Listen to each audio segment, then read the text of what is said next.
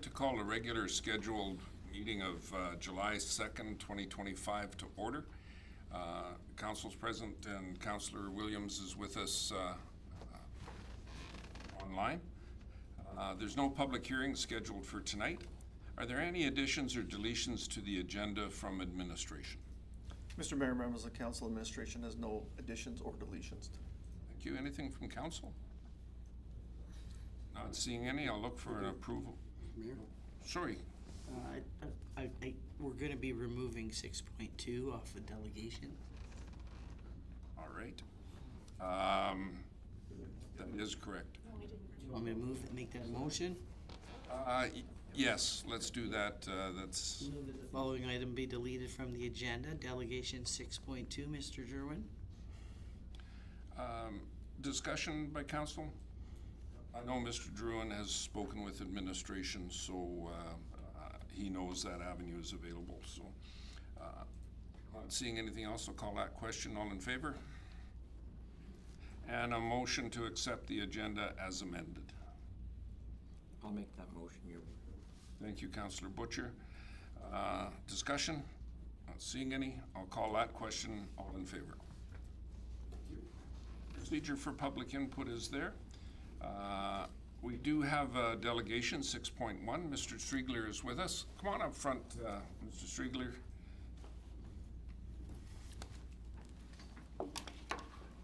And the floor is yours. You can open up however you like there. I just want to bring up like a derelict home at 6521 53rd Ave. It's been there for 15 plus years without anybody living in it. And to me, like, we're trying to sell our house next door. It's caused problems with that. We've had over like 5 or 6 people deny buying our house just because of it. And their main point they brought up with our realtor was the fact that that house looks so terrible. The upkeep on it's horrible. It gets complained about constantly by myself, my neighbors, and other people that live in the neighborhood. To me, it's bringing down property values, having an effect on sales, the neighborhood. It's a fire hazard at this point. To me, the guy does nothing that owns it with it. And when he does get complaints, he might come mow the lawn once a year or twice a year, which isn't enough. I go in that yard constantly with my own money to knock down trees that grow through my fence. It's just, to me, it's a hazard at this point. Good. Anything, Councillor Williams? Okay. Anything from Mr. Striegler? I know the facility or the former residents you speak of, and you're right. I know there's probably 3 or 4 of the local residents who are doing the same thing you are, cutting the grass and knocking down weeds and stuff like that. And I'm very sure bylaw has it on their list. We have a new bylaw enforcement officer, so Mr. Davison is well aware of that location.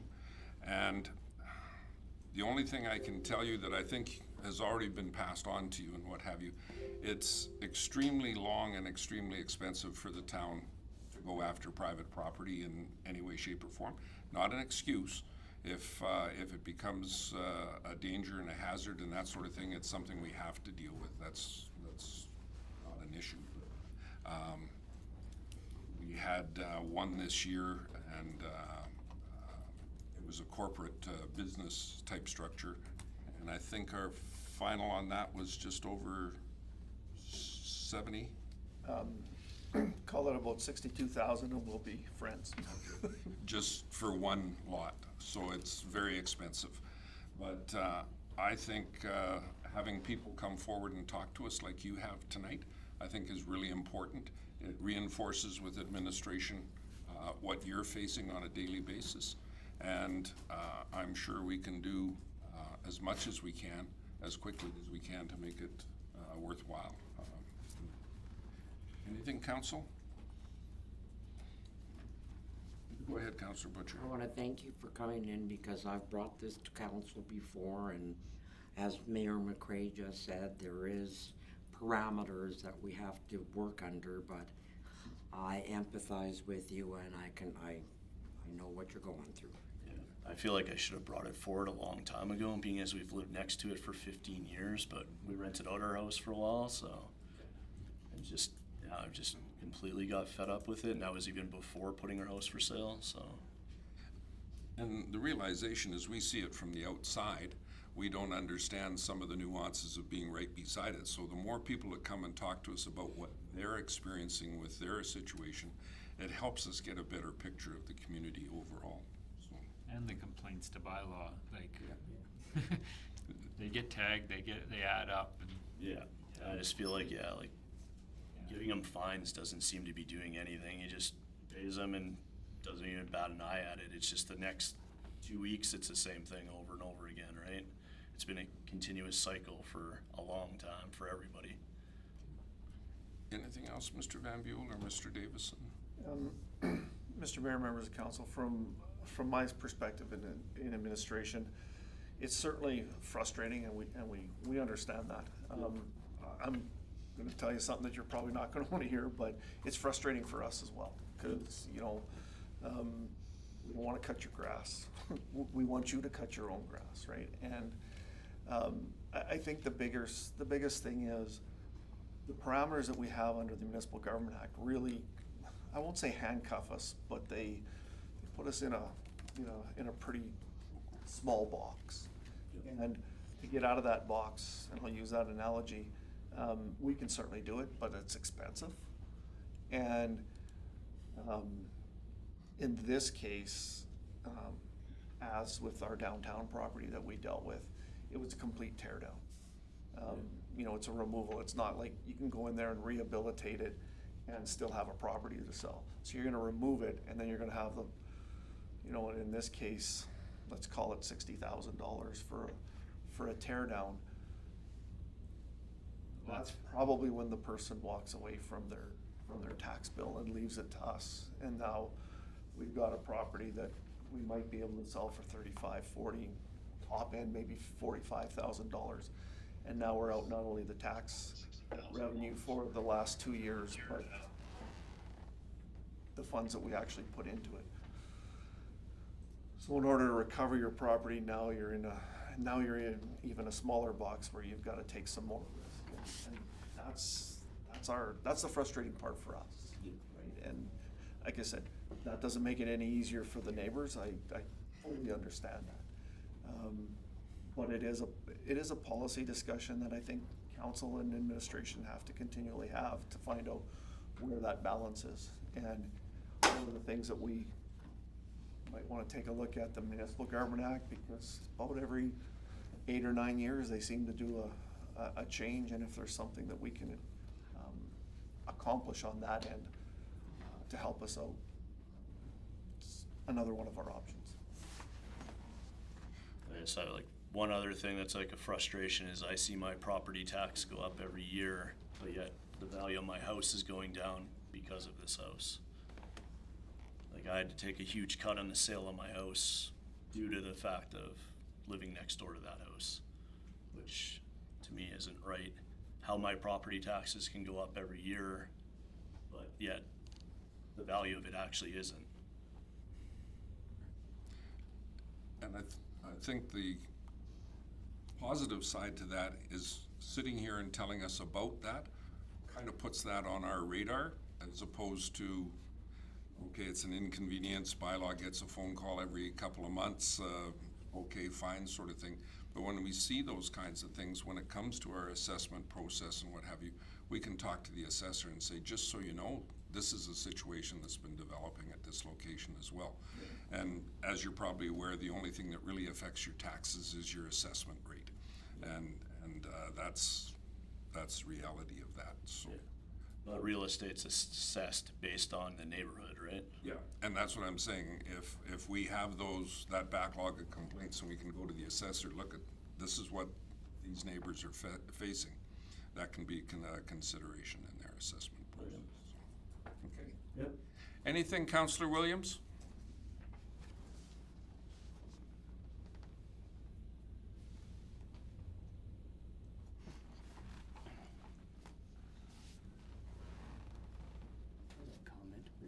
Go ahead, Councillor Melnick. Is there anything else bylaw can do other than just give him, like, just if he doesn't, whatever, mow his grass or his trees are growing through, or is there anything that he can do other than just give him the same ticket, like, over and over? Does it get more severe, or is it the same, like, more consequences, I guess? Yeah, sorry, Councillor Nunnick. You can actually go in and inspect, get a notice to enter, those sorts of things.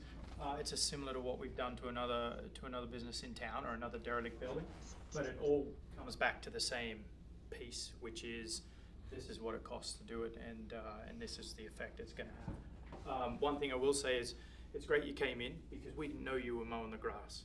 We didn't know your neighbours were mowing the grass.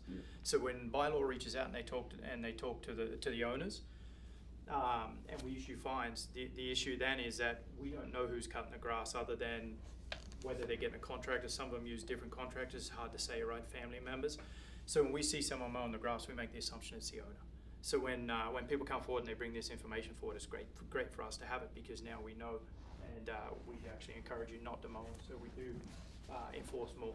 Yeah. So. Yeah, we usually complain first and then do Yeah. it, but No. it gets to the point where it's wrecking my fence and other things, so I kind I of get have it. to deal with it. so. 100%. Thank you. So, just in addition to that, I think one of the things that we'll look at is, on these properties, what we can do is we can get an ongoing enforcement order as well, which means, and there's a couple of ways that we can do it, but the effect of that would be, you have to mow it and you have to keep it mowed. And part of the order would be, when it doesn't meet the standard, we just simply do it and you get the fine and you get the cost of mowing the property. So I think that's, especially with the information that you just gave us, that, you know, yeah, it's been being done, we've done it a couple times, but the neighborhood has kind of dealt with that. Gives us more ability to go for that ongoing enforcement order. And it shortens that time frame that they have to do it, because it's, you have to do it, and you have to do it on a regular basis, and we'll check it every week, every 2 weeks, whatever's reasonable, and if it's not done, then we automatically do it, because then you don't have to issue another order to go forward. So we'll talk about that administratively, and how we might be able to pull that off. We'll do our best for you, Mr. Striegler, and try and make it better for everybody in the community. Oh, go ahead, Councillor. I was gonna say too is, this is similar to what we do for our sidewalks in the wintertime. If they don't clear their sidewalks, they're given a warning, and then sooner or later, the town will come and clean it up Yeah. and put it on your tax bill. Yeah, he gets that warning all the time too. We've done that for him as well, so. Councillor Williams, I think we got through the problems there. Did you have anything you wanted to bring on forward?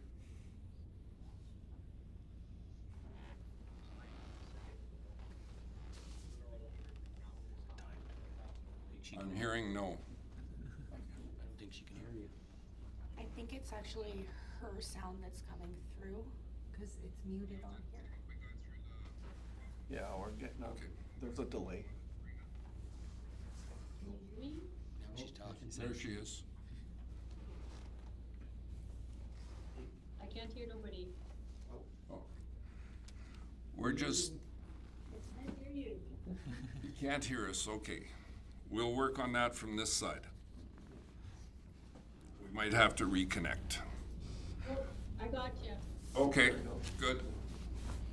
Did you have anything you wanted to bring forward for Mr. Striegler?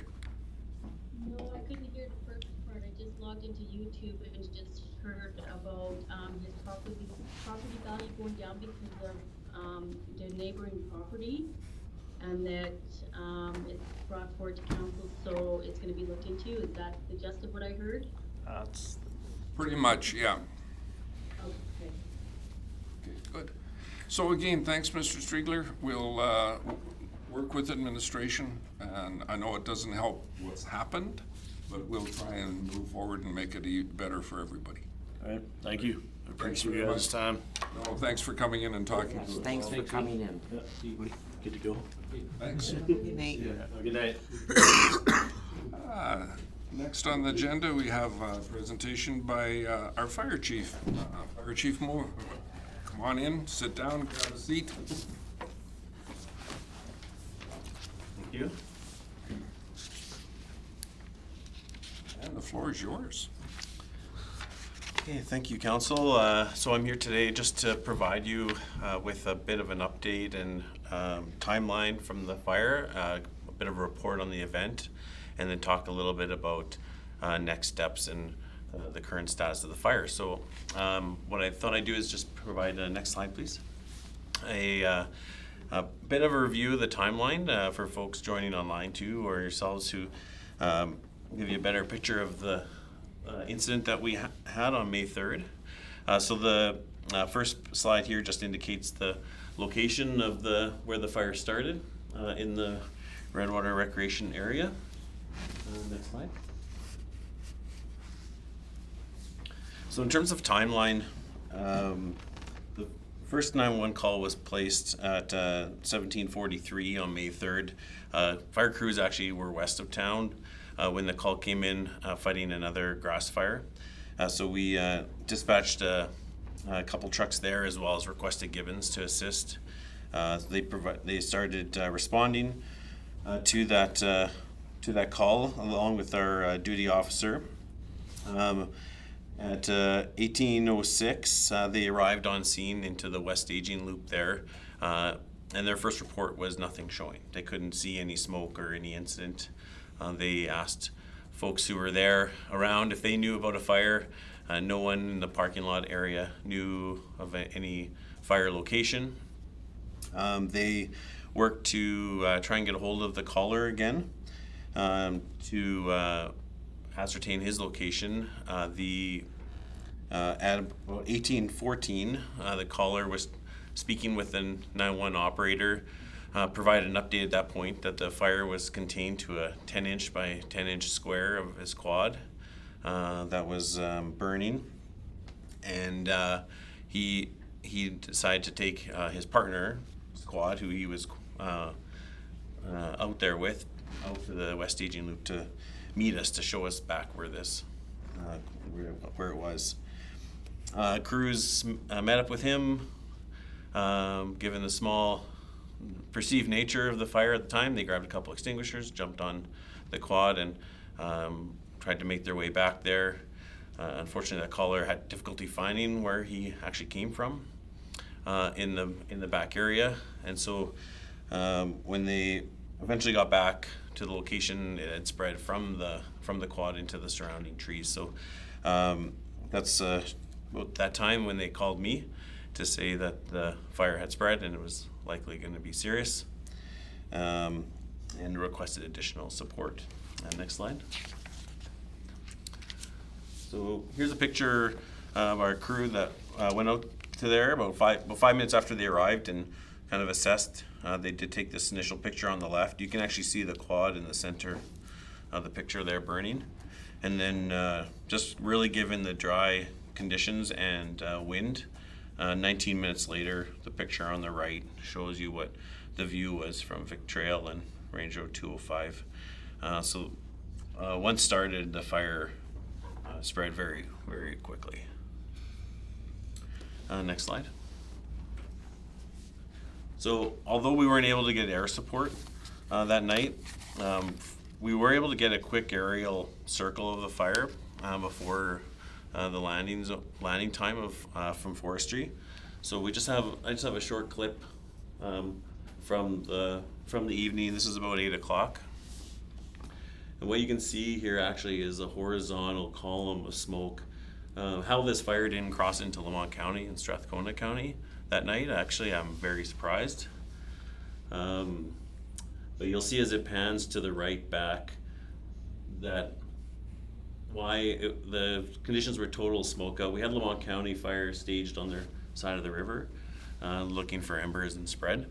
And it was total smoke out conditions even for their crews. But as you can see going back there, the column is no longer even rising at all. It was just sideways on us. And that was largely what we were fighting for the first several hours, just trying to even find out and figure out where the fire was, what direction it was going, what properties were affected. And so it was certainly the struggle for the first kind of hour and a half to ascertain that and evacuate any immediate residents in that zone. So, next slide. So the next morning, this is what the fire looked like. Pretty typical for any wildfire. Relatively calm, but unfortunately, we knew that wouldn't last. This is about a 380 hectares at this point. So it had burned down to the riverbank, and crews had been fighting the fire wherever it had left the trees along the south perimeter for the night, and we had started to cut. We had been cutting dozer guard around the north, using one of the local residents who also had his own construction company and equipment there on site, and another contractors. And between the two of them, we were cutting through to make that guard and contain it. Next slide. So the wind had continued kind of pushing south for 2 days, and we worked that north guard and focused that with provincial and municipal resources to reinforce that. But unfortunately, Mother Nature did have other plans for us. We were faced with 180-degree turn in wind that picked up again, and fuel that was in the center of the fires started burning and actually turned around, headed north, and then started throwing embers to the north. So this is a picture from May 6th when it was heading to the north, and we expanded our evacuation order that day to include properties north of 574. Next slide. So here's a couple of photos that I'm sure many of you will recognize. The one on the left, I actually pulled that from Facebook.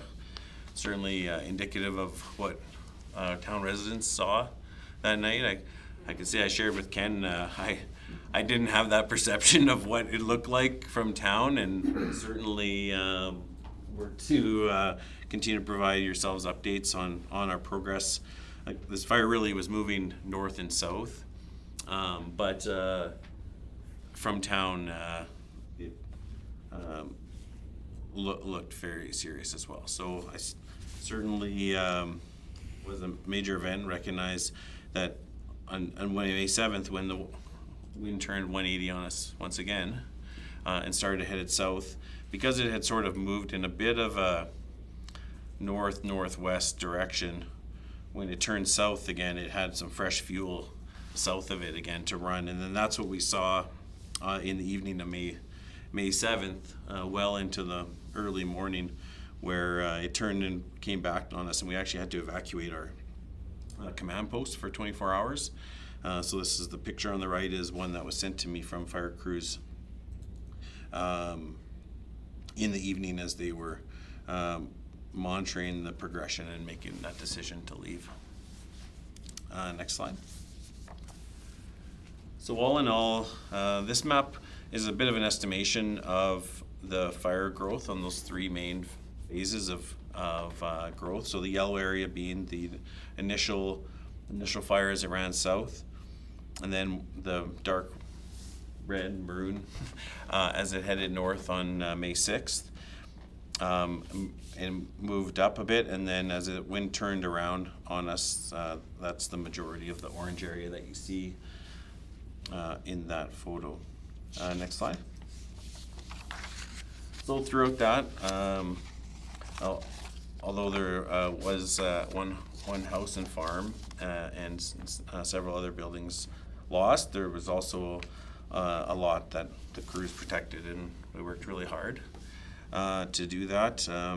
We had a photo on the left captured by one of my firefighters of our crews putting sprinklers on a home while we were also doing airdrops with retardant.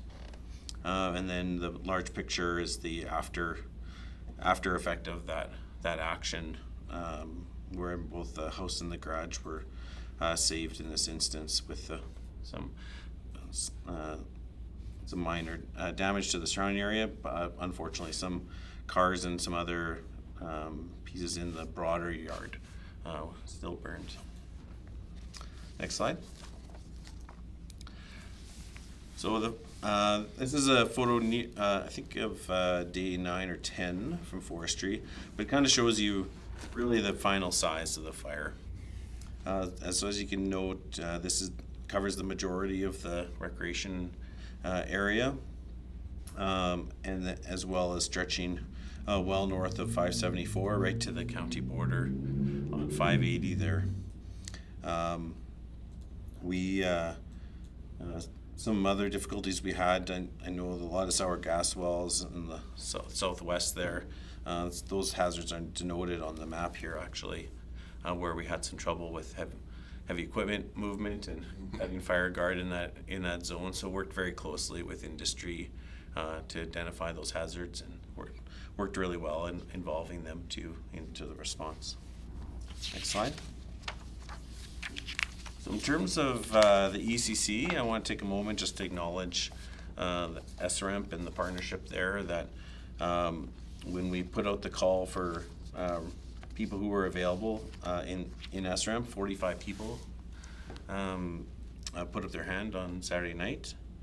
So that was at 8:15 on a Saturday night, so it's pretty good, I would say.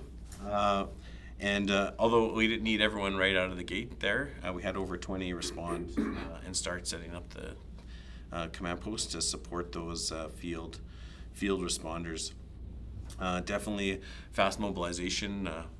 My deputy dam and enforcement supervisor lives about 6 minutes from the protective services, so he was there unlocking the door right away. And and some of the challenges it was the first time activating for many folks. I think the majority of the team, but we recently had done a bunch of training on activation and wildfire, so definitely helped give everyone that foundation to support the real incident.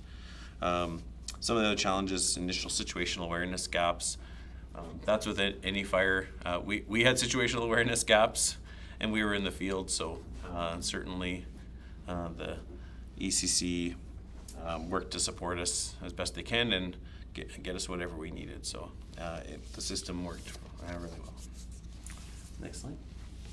So just a photo from one of the activation days.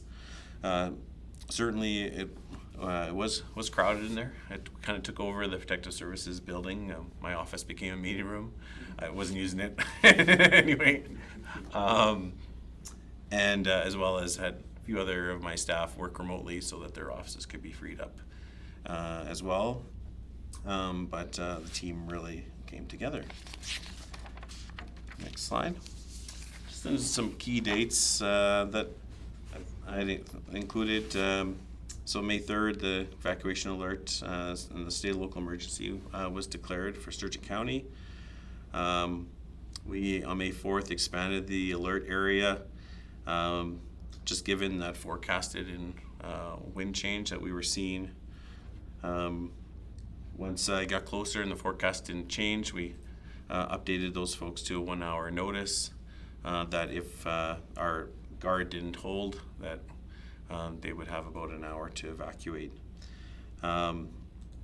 We did eventually issue that evacuation order on May 6th. And then on May 7th, expanding that evacuation alert area, of course, to west to Range Road 223, including the town of Redwater.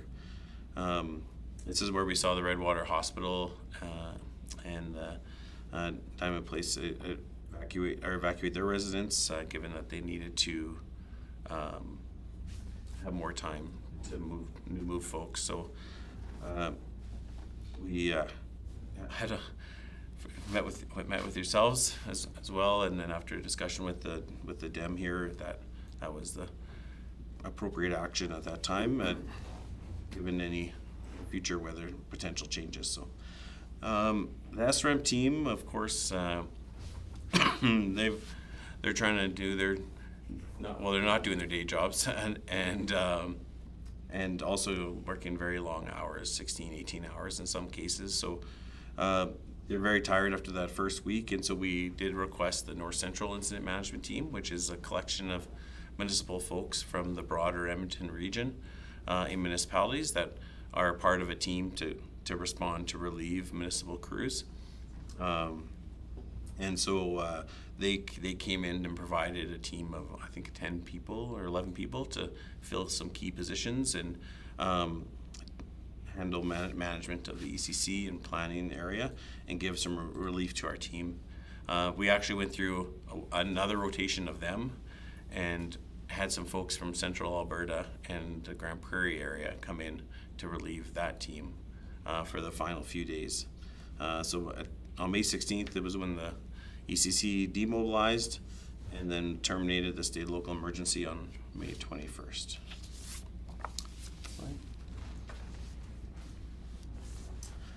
So in terms of key dates for ESS, so we started planning for that reception center on May 5th. We opened up that initial information reception center at Pembina Place. Then on May 7th, moved that reception center. Once the town became in the alert area, we moved it to the Morinville Leisure Center, and then operated that from May 8th to the 13th. And then on the 13th, closed that along and opened a re-entry center back at Pembina Place to provide information to residents. And then just some kind of incident facts that we've been able to compile so far. And so about 76 households evacuated the Redwater Hospital. 100 people registered through our online or the provincial RRCP, which is the evacuee registration system. We put up 20 people at various hotels. 2 dogs in the evacuation area required lodging, and not at the hotels. Initial ECC operations ran from about 7 a.m. to 2 a.m. or later some nights. Many firefighters did work some 24-hour shifts, sleeping on site, although we tried to limit that whenever we could. May 3rd to 18th, there was 2,170 personnel resources that signed into the register. So some of that is duplicate people coming back day after day, but yeah, over 2,100 shifts of folks in that period. Our kind of peak personnel was about 150 people out there, and then 40 people working in the ECC in a given day. And of course, fed people 3 meals a day. And as I mentioned, we had just completed a joint exercise in ESS Reception Center on April 7th and 8th this year. Next slide. Just to kind of put this also in context, this was our busiest May overall for emergency services. And so as you can see here, this is across Sturgeon County. We had 51 incidents in the first 10 days of May. And you can see from previous years, the next closest was 2023 with 33 incidents. So we saw a significant amount of events where we were still responding, using some flexible staffing, mutual aid partners to cover areas so that we can continue to respond. Some of those resources came from site. We relied on Gibbons to backfill a lot of that area too, and remain ready to manage some of those pieces as well. Although they did provide manpower to the incident, they kept their trucks in service to keep us ready on this side of the county. So definitely one it was taxing for the team. Next slide. So just in terms of next steps, obviously thank you to everyone involved or staff that supported the incident.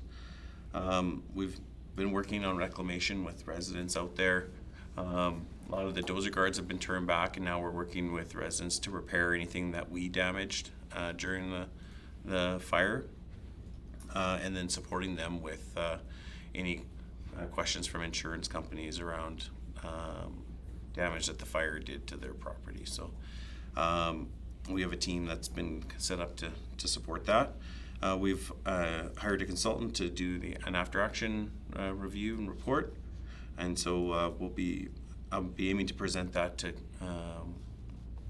our Sturgeon County Council on September 9th, and we'll share a broader update with the SRM municipalities after that as well. And then definitely couldn't have done it by ourselves. So, and then these little owl friends here actually were rescued by some forestry crews. I think about a week in, found them out in there, and so they were turned over to Wildlife Rescue Society that took them in and then got them released into a different area. So, with that, happy to take any questions. Chief Moore. Personally, I don't think very many people understand the magnitude of an operation like you ran. It was huge. You talked about the number of people hours and locations and everything else. I don't think any of us can imagine holding on to a fire hose, dragging it through the bush, pickaxe in hand, trying to find hot spots and everything else for 24 hours straight. And maybe not getting a hot meal on some of those days that you think everybody did. So I think on behalf of council, I just want to say thank you for all you did at the time. The perception from town was huge. I won't take that away from you. There was no horizon, there was a fire. And it was tough for everybody, but on behalf of council, anybody else want to speak, you're more than welcome, but it was great to have the crews there and the support. You mentioned SREMP. Joe is on that committee, and I forget how long it's been, 15 years or so that that's been building and growing and getting better and everything else. So the fact that it worked, the fact that Ms. Melnick and her crew were available to help at the reception center. I know we had at least 3 or 4 of our people at the ECC for days on end, and it was greatly appreciated. Definitely, thank you. I did forget to mention one point is that the fire does continue to be in patrol status, so we are out there every day, unless it's raining, doing patrols and checking it, because there is some spots where it burned into the peat and it is still burning in the ground. So the plan is that we'll do about a monthly infrared flight over the fire, try and pick up any hot spots and go and dig them out. We have had 4 start smoking on their own, and so the crews have been out there working and spending a half day digging them out and extinguishing. So it's not over yet. We won't see that until winter time before we call it extinguished, but that's the kind of the plan going forward, and so you'll see there's still some activity out there. Councillor Williams, I wasn't leaving you out. Do you have anything you'd like to say? No, I just wanted to say, what everybody else has said, that, it was well, it was a devastating thing for a lot of people, but everybody responded well, and I found that it was fantastic how everything was handled, and to keep everybody calm. So, great job. Anything else, council? Chief, thanks ever so much, and you're always welcome here, you know that, so we look forward to your next visit under different circumstances. I hope so. Thanks very much. Thanks, Chief.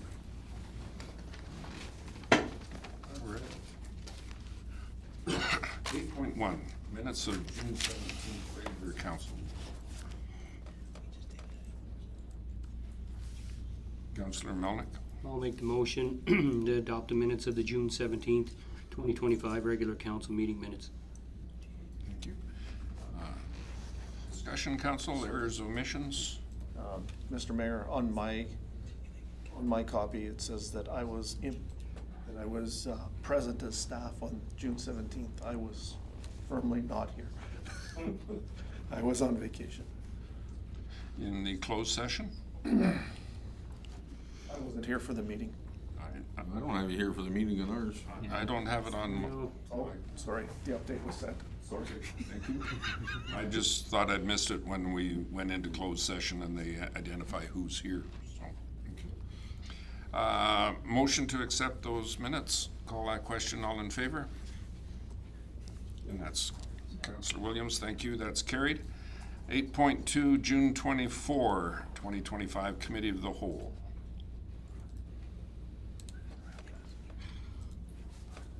Councillor Cosby. Minutes of the June 24, 2025 Committee of the Whole meeting be adopted as circulated. Thank you. Discussion, errors, omissions? I'll call that question. All in favor?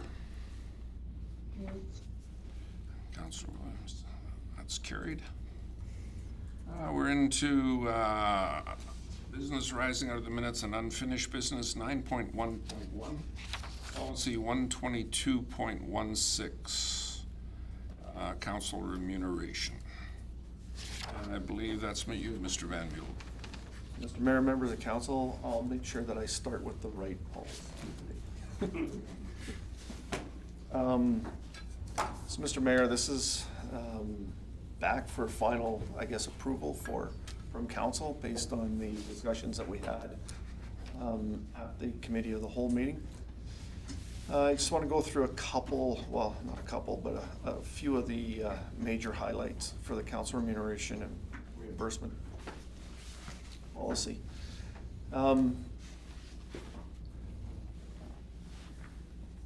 I think the highlights are in the discussion in the bullet points.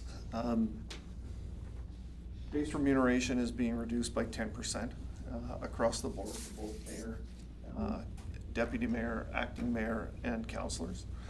The revised per diem rate structure has 2-hour increments and a separate rate for seminars, conferences, and conventions. It's a full day.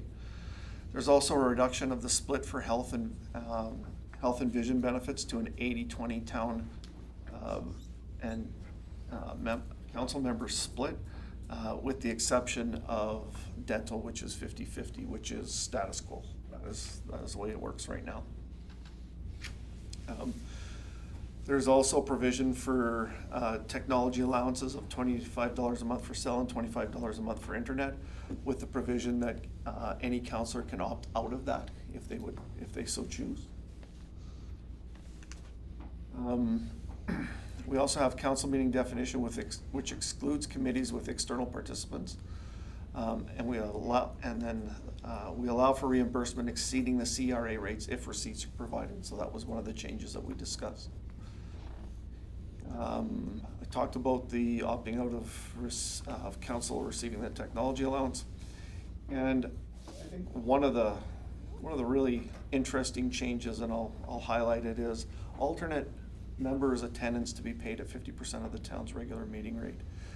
This came straight from the committee, and council has asked us to put it in the new policy, and that is an encouragement, I guess, for the alternate members to stay informed on the committees that they are alternates on, with a recognition that it's really tough to be asked to attend a meeting if you haven't attended a meeting before, if you don't know what's going on. And yes, there is the provision that council reports should keep everybody up to date. I think that's, I think in the committee's favor is that's part of it, but nothing substitutes actually being at meetings, especially when there's something controversial being, or something, and it doesn't even have to be controversial. It can just be simply complex, being discussed at a committee level, so that the alternate member is aware of what's going on, so that should they have to attend a meeting on behalf of the regular member, there's a comfort level with being able to go to a meeting and actively participate. Again, we've gone through the financial impacts, or financial implication. One of the things with this is when the new council sees the initial draft of the 2026 budget, there's going to be a significant increase for the council portion. And that's simply in recognition that there are things that we can't budget for other than we have to budget for the maximum amount. And an example of that is on the benefits. We don't know who the new counselors are gonna be, whether they're going to be taking their benefits, whether they're not, whether it's a single rate, whether it's a family rate. There's a number of different things that are included in that number. And so what will happen during the budget discussions is we'll get a better idea of who's gonna be opting in, who's gonna be opting out. Is it a single rate, is it a family rate, and we'll be able to massage that number. But we're gonna start with the high number and work our way down rather than start with a lower number and potentially have to work our way up. So I think from the financial implications perspective, that's the thing to note. Again, we'll be budgeting for everybody to get the technology allowance, even though some council members may choose to opt out. So that'll be, and so we'll wheel that down as we go through the budget. So we've given you a red line version of the, so it kind of shows you the changes, and we've given you a clean version of what that looks like. And we've also provided a chart that says, this meeting is in this meeting is in this, to help counselors and the public understand what counselors, what meetings are included in the base remuneration rate and which meetings a counselor may apply for their per diem. Unless there's any specific questions, Mr. Mayor, members of council, I think that kind of gives the broad overview, but I'm certainly able to answer any questions that council might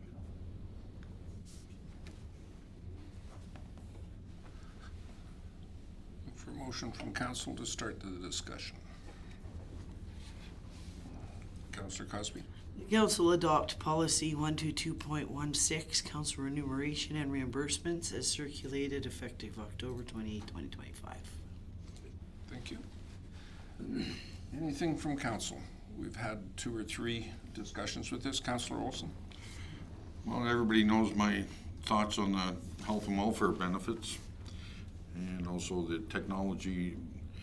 I don't think we need either, but within the health and welfare benefits, paragraph 6.29, it states in green here, whatever, I guess it's red, that midterm changes are subject to the eligibility rules. That would be more for opting in. Opting out can happen anytime. I'm going to turn this over to our local expert. I'll ask Matt to answer. So, in the event of a by-election, if that was to happen, that would cause a swing in that portion too. And yeah, you can opt out at any time as long as you can show that you have contingent benefits from another source. Which I don't feel is their business anyways, but. Benefit companies, what are you gonna do? Yeah. But yeah, the reason that it was worded that way is specifically because insurance companies will always do what they're gonna do on that side. Mm-hmm. So Oh, I understand. just because of a by-election, they're gonna have different rules, that's all. Just at the first line, you know, the council members who wish to opt in or out of the benefits after 60-day window may only do so in accordance with the terms. Right. You know, so. So let's say that a counselor is covered under spousal benefits, but the spouse is no longer in a benefit position. That's a life-changing event. The counselor could choose to opt in if they wanted to. Likewise, counselor wants to opt out, they can.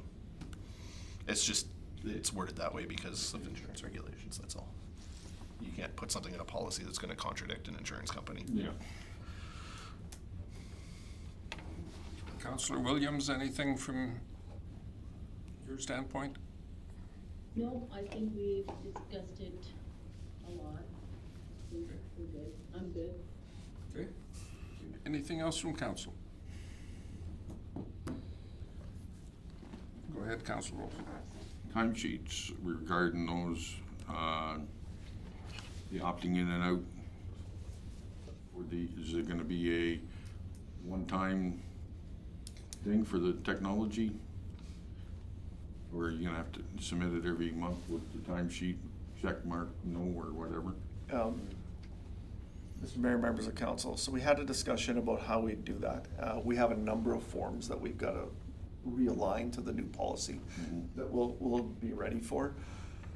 I'll be honest with you, our thought is you opt in or opt out once per year. Like you have an opportunity per calendar year. Because one of the things that we don't want to have happen is a counselor come in and Take it this month and not take it next. yeah, and then opt back in, you know, and again, it's less of a financial issue than it is an administrative, you know, getting that in and out on a monthly basis would just be a nightmare if.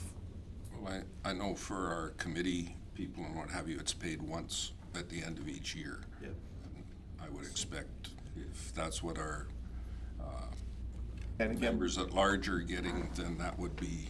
and that's why we said, you know, you opt in at the beginning of the calendar year, and certainly council could go and say, you get to opt in at the beginning of your term, and that's it, but I think the more appropriate one would be on an annual basis, so. One of the housekeeping items we take care of in December every year for the next year. Anything else? That's the annual basis. Yeah. Not seeing anything. The motion is to accept the policy. I'll call that question. All in favor? Opposition? That is passed. All right. 9.1.2 member at large reimbursement and remuneration. Just gonna flip through all the pages, sorry, Mr. Mayor. Again, Mr. Van Buell, I believe this is you. Yep. Sure I'm on the right one.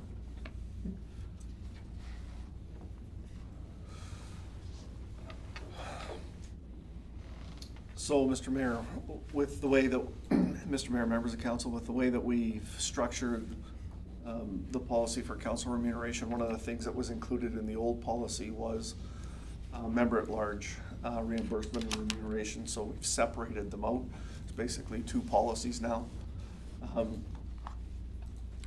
So the council, or sorry, the public members at large remuneration, basically, couple changes here that I wanna go over. Just finding the line version. So after the discussion on the daily fee for member at large remuneration, we simply struck out the $50 per day or part day, and we struck out the up to 12 meetings per calendar year. We had that discussion at, sorry, at the committee of the whole meeting.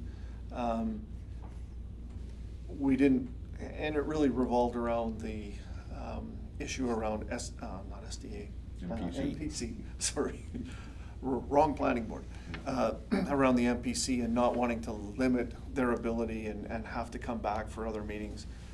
So after the discussion, so I think the quickest and easiest way to do this is get rid of the up to 12 meetings per calendar year. And then, what else did we get rid of? Oh, any committee member incurring expenses for attending meeting outside the town as part of their duty shall be reimbursed dollar for dollar unless otherwise stated by council. And so we basically said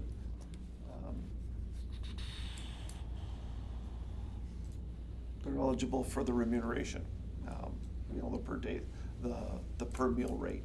And again, we didn't set a daily rate because even when you go to conferences or whatever, sometimes it's not,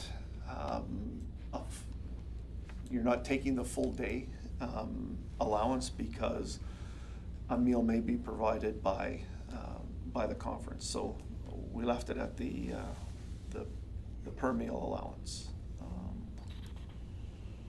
Miranda, did I miss anything in there? No. I don't think so. We changed the reporting Oh. structure. Yes. So for approvals and for, we're asking that whoever the administrative support is for the council or for the public members, that they make sure that the timesheets and the remunerations are filled in appropriately and they support them in that. For the appointed body. And and we got rid of the claim submitted for payment shall be reviewed and approved by the direct supervisor or the designated member of the administration. So he said it's the member of administration for the appointed body is responsible for making sure that those get done properly. Other than that, again, it's really taking that part of the policy out of the council remuneration and making it. Making this standalone. Yeah, making it as a standalone. Council? Oh, go ahead, Councilor Olson. Make the motion that council adopt policy number 126.00, member at large remuneration and reimbursements as circulated to come into effect on October 28th, 2025. Thank you. Discussion from council? Go ahead, Councilor Olson. These timesheets gonna be done per meeting? Do they see where it says the chair, the vice chair has to sign them off? So is it gonna be done per meeting, or? That's what they do now. Go ahead, They Liz. do it annually. So they're only paid annually? Yeah. So I don't think anything will change other than the person who's administratively responsible will have them prepared on the last day for the chair or the vice chair to sign off on. Just once. Yeah, no, it's just The minutes would show. minutes or so, yeah. I have a question, only because I don't know if I have all of the information. 6.1B says, as per the rates established in the Intermunicipal Subdivision and Development Appeal Board, ISDAB bylaw for any ISDAB meetings. Now, we were provided with that bylaw in our package, and there's no costs associated in it. There's nothing that says dollars and cents for those meetings. Is that a schedule attached to that bylaw perhaps, or? Good question, yeah. I believe it is. Okay, And so it only gets updated when the bylaw gets updated. And I is just that want, annually, no. I just wanted to make sure we weren't referencing something with a $0 value, so. Councillor Williams, anything on this point from your standpoint? No, I'm good, thank you. Okay. Anything else from council? Call that question, all in favor? That motion is carried. Thank you very much. 9.1.3, Organization Cost of Living Adjustment COLA for annual budget preparation. And again, I believe, Mr. Van Buell, this is yours. So, Mr. Mayor, members of council, this is a new policy, and what we're trying to get to here is a common and a format for dealing with COLA that doesn't change from year to year. So, putting this policy in place will help administration and council do not only our annual budget planning, but also our long-term planning documents and how do we deal with COLA rather than, and certainly I'm not suggesting that what's put on paper here is scientific by any stretch of the imagination, because dealing with cost of living when you're talking about something that's gonna happen in the future is always a bit of a crapshoot. But what it does is it provides a year-to-year baseline for how we're gonna deal with it, so that we know how we came up with the numbers 3 years ago versus how we're gonna come up with the numbers, for 4 years from now. So when you're looking back, certainly, if it's not meeting our needs, then we can go back and take a look at how we do this. But I think what it's gonna do is it's gonna allow council to have a little bit more idea of how we're treating our COLA, especially on our long-term planning documents. But I think the other piece of this is that we're not gonna tie council's hands to say, just because this is the way it's been presented in the budget, the policy does not say this is how the budget has to be approved. And certainly, we don't want anything in this, and so if there's anything in here that hints at anything other than the the budget is approved by council through the budget deliberations, then we certainly want to make sure that does not tie council's hands in the future for how budgets are set. This is more for how administration prepares the budget and uses and prepares COLA within both the annual operating and capital budgets, as well as our 5-year operating plans and our 10-year capital plans. Councillor Spicer. I'll move that council adopt policy number 326.00, organization cost of living adjustment for annual budget preparation as presented. Discussion.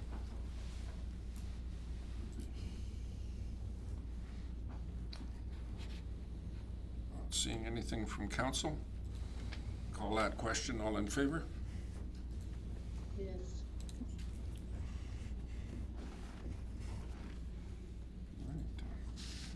Right. 10.1, bylaw PD 012025, land use bylaw amendments. And it's telling me Ms. Lane is going to look after that. Am I guessing it's you, Mr. Van Buell? You're probably guessing right, Mr. Mayor. And, so, Mr. Mayor, members of council, it says presented by Trina Lane, and we originally had this scheduled to come, I believe, on the 17th. However, we had to make some amendments to the how things were worded based on what we talked about in the public hearing. So we had to back it up. So there's a couple changes to the bylaw as it was presented after first reading. I think the first ones are under the temporary office. If we remember, during the public hearing, we talked about the temporary office and how it was worded, and that there really wasn't the ability to have a temporary office in the manner that it was intended to be in our residential areas. The idea of this of changing this portion of the land use bylaw is to allow that show home office. So when you do have a residential neighborhood being developed, common practice in today's development world is you put up a show home, and part of that show home is an office where people can drop by and see, what the builder is offering, what land is available, et cetera, what options are in. The way we worded the original portion when we talked about it at the land use bylaw was, the public hearing, sorry, for the land use bylaw, didn't really capture that, so we made those changes. And so now, the temporary office reads, unless otherwise stated in this bylaw, a trailer, mobile office, or other temporary office shall not be allowed in a residential district except for use during construction. And then notwithstanding section 1, at the discretion of the development authority, a development permit for a temporary office may be granted for a specified time. So the idea here is you don't get to have just any kind of office in a residential area. What you do is you've got to bring your plan and say, here's how long we think it's going to be there, and it's time limited. So, and then the development authority can deal with the time restrictions, whether that's based on when lots are sold or whether it's a calendar type time period. So we're putting that into the hands of the development authority to make that determination. And again, that might change from a 10-lot subdivision to a 50-lot subdivision. Those conditions might be different. The other one here, then in the CGen and industrial districts, a trailer, mobile office, or other temporary office may be allowed for a specified time period at the discretion of the development authority. So same kind of thing. You don't want that office there forever, but you want to give the ability to have that office for marketing purposes or otherwise when it's appropriate. The second one is to delete the definition of modular dwelling from S 7.2 and add it into S 7.1. Then we have to add the modular dwelling as permitted use in the residential manufactured dwelling district. And again, this was just cleaning up the definition between manufactured dwelling and modular dwelling. So they're not the same thing, even though we get the argument all the time that they are the same thing, but they are not. And we've cleaned up that definition to make that clear. And then number 5, to amend the maximum height restriction for an accessory building from 3 meters, 10 feet to 4.5 meters, 15 feet in the residential manufactured dwelling district. I think this came out of an actual permit request that went to MPC, where at 12 feet, when you start talking about even a simple 412 roof, you basically, because of the restrictions, you wouldn't be able to have a garage with a simple 8-foot wall, because you wouldn't make the height restrictions. So I think the last thing to note here is, in addition, administration, and I'll put this out here, inadvertently remove the following additions from the bylaw that was presented to the public hearing on June 3rd. And that was the addition of the vehicle auto body repairs, a discretionary use in section C highway, and the addition of vehicle auto body repairs permitted use in the I DIP property. So it was included in the first reading of the bylaw, but we didn't talk about it at the public hearing. So just wanted to make sure that council is aware that that is still in the bylaw. So with that, I'll try and answer any questions that council might have. Thank you. Oh, sorry. So as far as procedure here on this, we need 3 motions today. The first would be that council accepts the amendments to bylaw PD 01-2025 as presented. And I think we summarized all of them on the backside in the actual bylaw. So the Town of Redwater bylaw PD 01-2025. And that's given, I highlighted most of the major changes. And then the second motion would be that council would give second reading to bylaw PD 01-2025, and then the third would be that council give third and final reading to bylaw PD 01-2025. Councillor Melnick? I'll make motion number 1, move that council accepts the amendments to bylaw PD-01-2025 presented. Thank you. Discussion, council?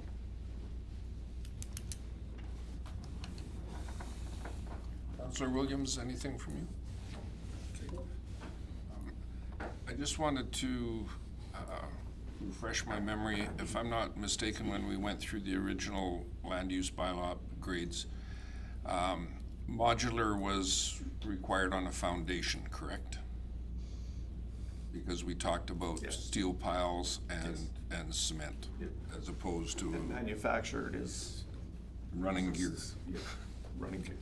And really, if you think about it, that's the difference. One has gear on it, the other one does not. It's brought in on a flatbed and then it is put on a foundation or piles or whatever.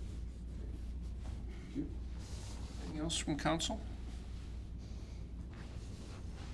Not seeing anything, I'll call that question. All in favor? Thank you. Councillor Cosby?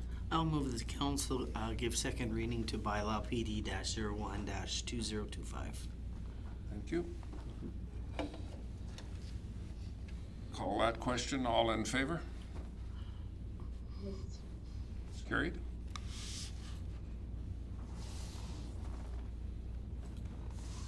Go ahead, Councillor I'll Spicer. move that council give third and final reading to bylaw PD 01-2025. Thank you. Final discussion, council? Councillor Williams, anything to consider? No.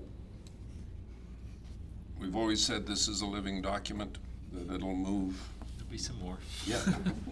So, thank you for working with this to kind of tidy it up a little bit and make it a little stronger.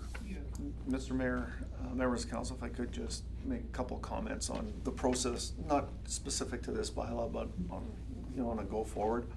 We've made, I think this is the second round of changes now that we've, maybe third. At some point in time, we're gonna have to do a consolidation so that we kind of, because otherwise it gets too cumbersome for the public to read. And so the next time we go through this, we'll probably do a complete consolidation and give the entire bylaw a new number.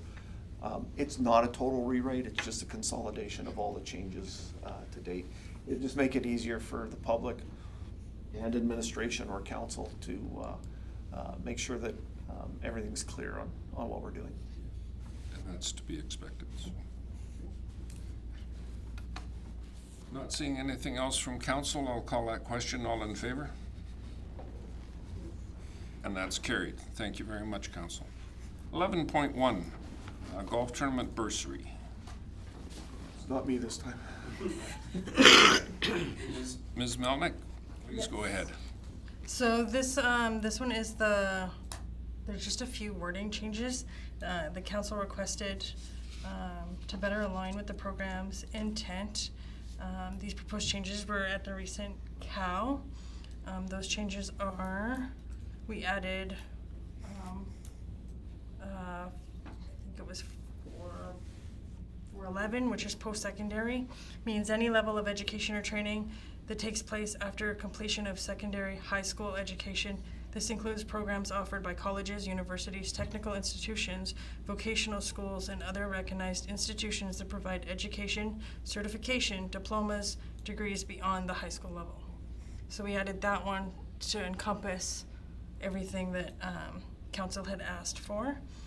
And we changed 6.2 where applicants must be a full-time student. Now it's just applicants must be enrolled in post-secondary courses in an accredited post-secondary education institution. And those are the only two changes that we made to that policy from council's request.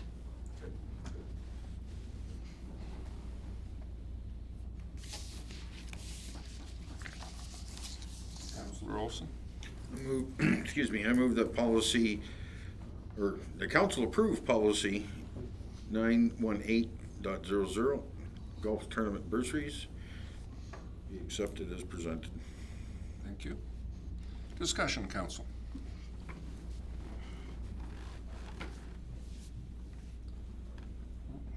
Does it cover all the bases that we talked about? I think so. Yeah. Find something later, but at this point, I think it covers it, so. Super. Anything, Councillor Williams? No. Not seeing anything further, I'll call that question. All in favor? And that's carried. Thank you. 910.16, Pembina Place Operational Policy Amendments. The purpose of this one is to recommend amendments to the current Pembina Place operational policy to better align with our ice allocation practices and to provide staff with more time to rebook and sell some of our unused ice following some cancellations. Currently, it's a 72-hour window, which is not a lot of turnaround time. When somebody cancels and you only have 72 hours to get another team in if it's a game day. And so we're asking that some of the changes be,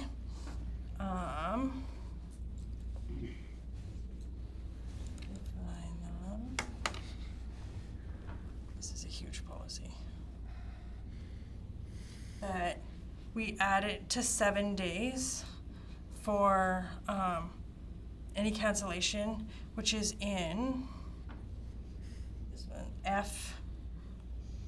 F13, which is 7 days for any returning the ice, and it'll be billed at the normal rate. And then the other one that we ask is that 15 days for tournament cancellation. That gives not a lot of time when they've booked out a whole weekend, 15 days to try to turn around an entire weekend is not a lot of time as it is. I did call around to some other municipalities and get some information, and that seems to be very in line. Actually, it's still kind of on some of the low ends for some of our neighbors, but I think it's doable for our facility.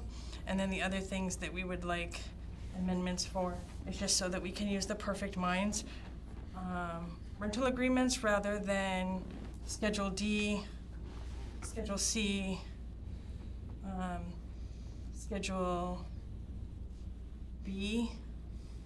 And then the only one that we would like to keep is the one for the ice, that we would use both depending on the agreement and the user group.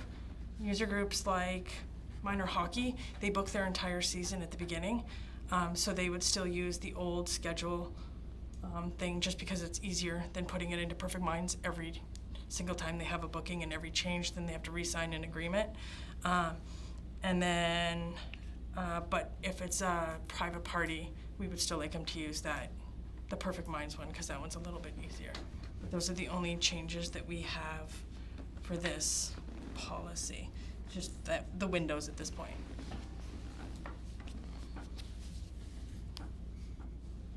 Thank you for that. Is there a motion from, Mr. Van Buel? Mr. Mayor, if I could. So this policy, as Ms. Melnick indicated, is very in-depth. It's, and it goes from policy to procedure in different places. So when we talked about this with the Community Services Policy Committee, there's a number of other things that are in the works on this policy that administration still has to go back and do some work on. These changes were critical to get in place for the booking season coming up in Pembina. So this isn't the last time you're going to see this policy, and there's a number of things in there that we're going to have to work on over the next little while. But what I will say is some of those changes are going to need some input from the user groups as well. So we wanted to get, these are going to be fairly major. I'm not going to say they're minor for the user groups. There's probably going to be a little bit of a shock and awe here with some of the groups on those timelines being expanded. And really that's, as Charity said, that's in order for us to be able to sell that ice time. Because if they cancel it right now, it's ours to sell. Nothing happens with it. So there's some other options on how we can deal with that on a go-forward basis. But these are the bare minimum that we need right now to get us through this next Pembina Play season. Thank you. Councilor Olson? I'd like to make a motion to approve the following amendments in policy 910.17, condensed rental agreement definition amendment, ice rental agreement definition amendment, rental agreement definition amendment, standard rental agreement definition amendment, section F number 5 amendment, section F number 13 amendment, and section F number 15 amendment. Thank you. Councilor? Go ahead, Councilor Cosby. I would just like to make that the clean copy under F13, you still have the word typed in 72. You might want to change that to 7 instead of 72. And that was it. Go ahead. My only comment is that when you said 72 hours to change it to 2 weeks and things like that, that kind of caught me off guard. But you kind of made the comment to it that you looked around at our surrounding ones and what there is, and so you've kind of commented to that already. So you said this is kind of still on the low end? Yeah, so Fort Saskatchewan, just like if they have a weekend ice, when I called them, it's 15 days just for any game, any practices. It doesn't matter if it's tiering, it doesn't matter anything. They have 15 days and it's theirs regardless. They're paying for it. So for us to go to 7, some of the smaller municipalities are at 7, so that's where I figured we were really on the low end. 72 hours to cancel a game on a Friday night, that's letting us know on a Wednesday we'll never get another team in there. Never. The tournaments too, you said 2. Tournaments, so that's the 15-day window. Tournaments, they're booking from Friday at 5 to Sunday at 5. So if it was only 72 hours, if they canceled that 72 hours before, what are we gonna do with 2-3 days of ice? What are other organizations doing? They're like, Fort Saskatchewan doesn't allow tournaments at all because of the havoc that it causes, and they don't have a whole lot of ice to give up, so they don't have a whole lot of that. But most places, it was the same thing. It was like 30 days, so we're still below that. Yeah, just as an aside to that, where Question answered. yeah, Thank you. yeah, definitely on the low side. But it's not only it gives our people more time, it's efficiency and it's revenue for us, and they're the big pieces of this. Is we need to be able to grab that revenue if we can, especially with people knocking on our doors. So. Go ahead, Councillor Melick. I was just wondering too, like Mr. Van Buell said, shock and awe to them right away. So if this gets approved tonight, are we gonna send them out emails or give them a heads up and say, hey, just to let you guys know? Yeah. So one of the things that I did put in here was the communication plan. If it's approved, these amendments shall be shared with the staff in an upcoming meeting, and then we'll have our facility administrator, Dee Dee. She will send an email to all of our user groups so that they're all in the know that these policy changes coming up to the next season, this is how it's kind of gonna roll out. We might wanna get ready for some backlash. Yeah. Yeah. Maybe some comment. Yeah. The reality too is if you're organizing a tournament and you don't know 2 weeks before the puck drops for the first game who your teams are gonna be and what have you, yeah, you get some last minute, is there room, can I come sort of thing? But the reality is you've kind of built that over a number of years, so you almost know which teams are gonna come and visit your tournaments and which tournaments you're going to at the same time.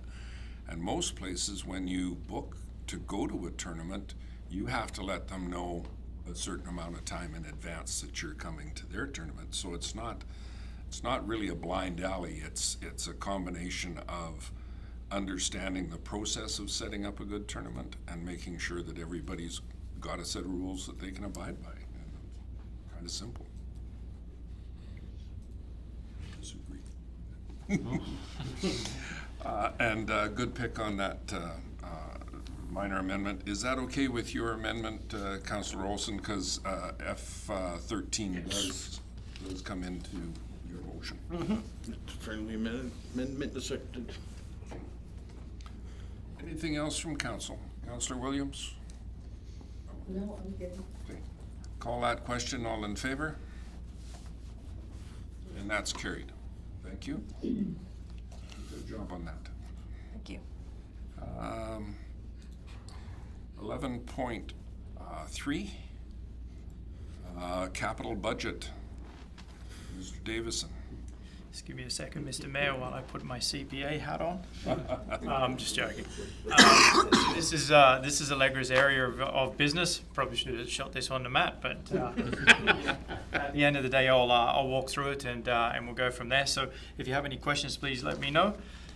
So obviously the purpose is to amend the 2025 capital budget for the inclusion of security cameras at the fire hall sidewalks on a portion of 50th Ave, and to include a carry forward project not previously included in the 2025 capital budget, which we will profusely apologise for. Recommendation: Administration recommends that Council carry the proposed motions. In background, Council passed the 2025 capital budget on December 10, 2024 for a total of $2.954278 funded through grants. $1,067,779, town reserves $1,421,499, and a debenture of $465,000. The capital budget was amended on May 6, 2025 to include streetlights to complete the Rosa Terra development, bringing the capital budget to $2,983,623. The initial capital budget did not include two carry-forward projects, one resulting from resolution number 24-276 on October 29, 2024, and another $150K for the lift station engineering that was not started, but as we know, the project shifted quite substantially in what it was going to be, and has now been renamed the Water Collection Design and Assessment with the combination of the two grants that we've gone over at the time. The total capital budget for this item will now be $300,000. Originally was to be split over 24 and 25. So we're talking about projects that were already approved and money set aside in the 2024 capital budget that's just being shifted forward to 2025. So under discussion, motion 1, the sidewalks to be included in the replacement this year with this amendment are along 50th Ave near the Redwater Legion. The sidewalks were nearing the end of life prior to the foundation reset at the Legion. The sidewalk replacement costs in 2024 of $122,000, had a budget of $130,000, which increased the carry forward balance from 2024 to 2025. With the carry forward balance at $23,542, less budgeted projects, the project balance of this fund at December 31, 2025 is $14,756. That was incredibly wordy. I hope everyone stuck with me on that one. Per the grants continuity spreadsheet attached, this is sufficient to cover the costs of this increase. Motion 2, the fire hall was broken into on the evening of Wednesday, June 11th, and as we all are aware, just very recently again. RCMP are conducting an investigation, but an improved alarm system and the installation of cameras will provide additional security to the building to protect the trucks and equipment inside of the building. This is a project to be included in the 2026 budget deliberation, but following this second incident, we think it's even a little bit more prudent now. There's a number of blind spots in the fire hall. Probably shouldn't say loud, but excuse me. But we have some areas that need to be completed. Motion 3, a resolution was passed on October 29, 2024, 24-276 to utilize $48,000 from the gas general utility reserves. So this was for our pump at the reservoir at the water distribution system. So this is one of those ones that, as we know, we had to wait an excessive amount of time for that pump to come in. Then we had to get a custom-made bolt-up kit, which pushed it into this year. I will apologise for this because somehow I missed this, but and it didn't shift forward onto the 2025 budget, but it should have. However, the funds were already allocated, so it's a shift forward. Financial implications: reduction of CCBF grant carry forward balance for future use, reduction of fire reserve balance for future replacement, equipment replacement. Reduction of the general utility reserve balance for future utility related expenses. Internal impacts: reduced risk of theft and or vandalism at fire hall with increased security measures. External impacts: safer sidewalk in a higher traffic area along 50th Ave. And the communication plan is CCBF grant application will be amended to include the increase for the additional sidewalks, and the security company will be contacted once amended capital budget is approved. And that is my RFD. Is everyone comfortable with the sheets? Pretty straightforward. Yeah. Councillor Spicer. Move that the 2025 capital budget be amended to include an increase in sidewalks of $7,500 to $79,500 funded out of Canada Community Building Fund. Discussion on that, Council.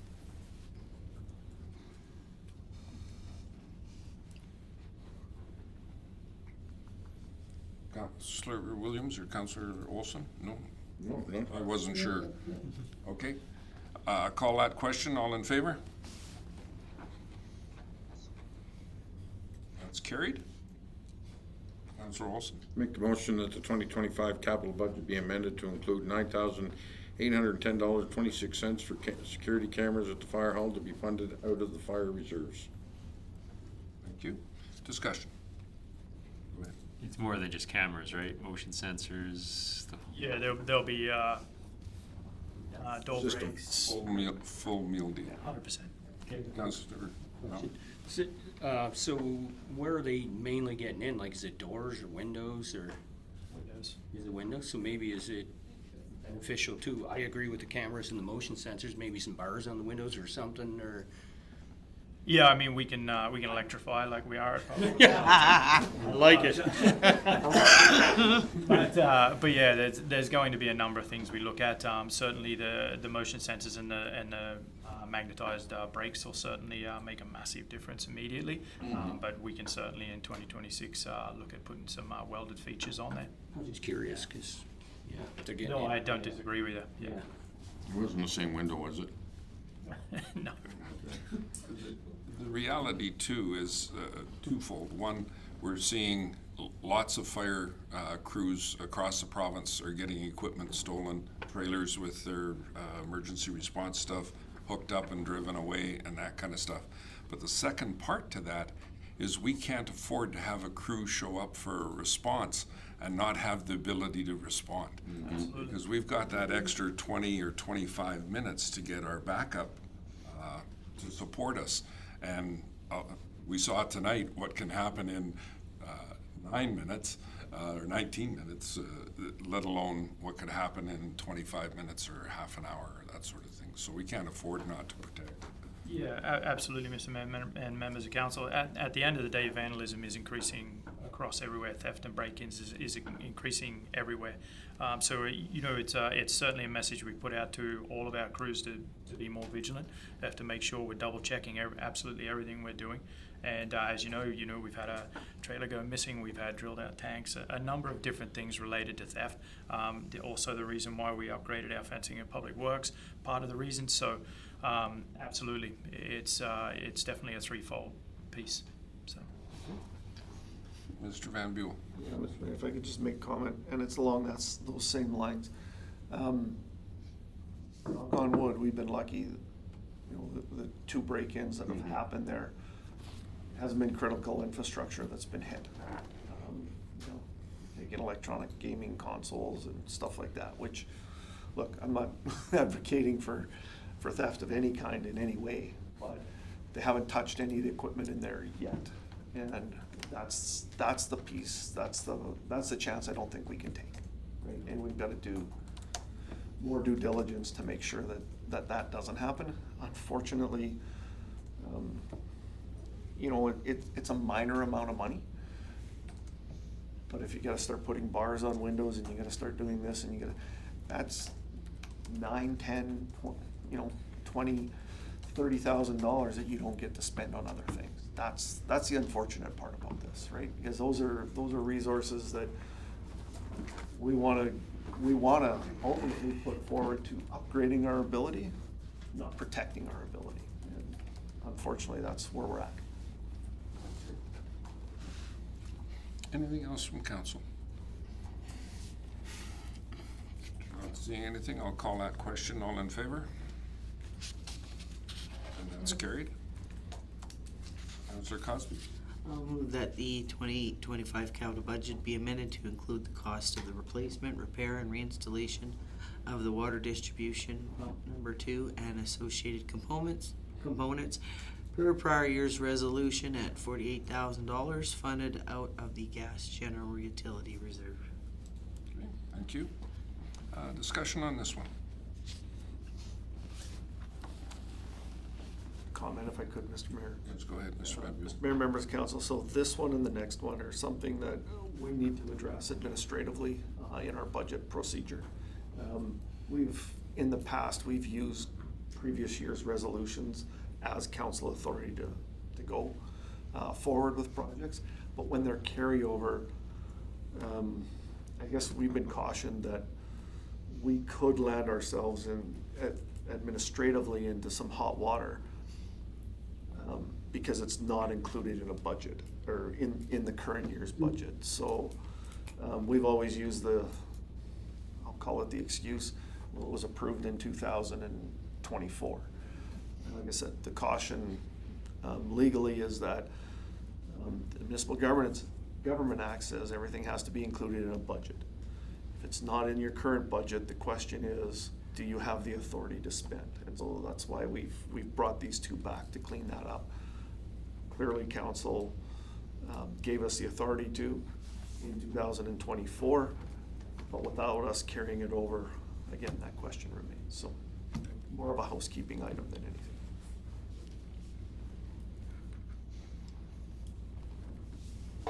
Anything further from council? Maybe these kind of items could be put in the council action list, and that way then it's a reminder. Yeah. If it's put to, then it's not forgotten. Again, it's something that we need to address in our budgeting process. And some of this, we won't, like, in all fairness, we probably expected to spend this before the end of December 31st, 2024, when it didn't happen. Now, how do you deal with that? And there's a number of different ways we could do that. We just gotta find something that's more efficient than this. Well, and recently, we certainly figured out how important distribution pumps are at our water system. So it's important to get them done, that's for sure. Anything else from council? Administration? No? I'll call that question then. All in favor? And that's carried. I believe there's one more motion on the list. Councillor Spicer. I'll move that the 2025 capital budget be amended to include the carry forward of the $150,000 wastewater collection design and assessment, formerly lift station engineering, not started in 2024, funded out of the local government fiscal framework. Anything further from council? This is something we've been working on for a couple of years now, and we just have to follow it through to fruition. Councilor Olson. Budgetary, but have we heard anything from the feds? Chad, and I don't know if no news is good news or not.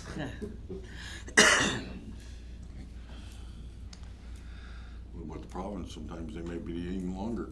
The feds. Do you mind? No, go for it, please. So yeah, the mayor and I, we attended a meeting with Minister Nally. What was that, 3 weeks ago now? 2 weeks ago? Close, yeah. Something like that. And interestingly enough, we got I wouldn't call it a welcome reception, but it wasn't get out of my office. Yeah. It was what I'd probably call lukewarm. But Minister Nally is setting up a meeting with the appropriate people at transportation, because that's who does MWA. Yeah. And so we'll be getting ready to make our pitch as we get closer to the provincial budget season. If I recall correctly, he did offer to give us a letter of support for our federal application. So definitely was not a no. It just we didn't leave with a check, but there's a chance down the road. So, anything further from council on the motion on the table? Not seeing anything, I'll call that question. All in favor? And that's all carried. Thank you very much. If I could, I'd ask council for a short recess, 10 minutes. I'm gonna make that motion. Thank you. Call that question. All in favor? Councillor Williams, thank you. We'll recess for 10 minutes, coming back at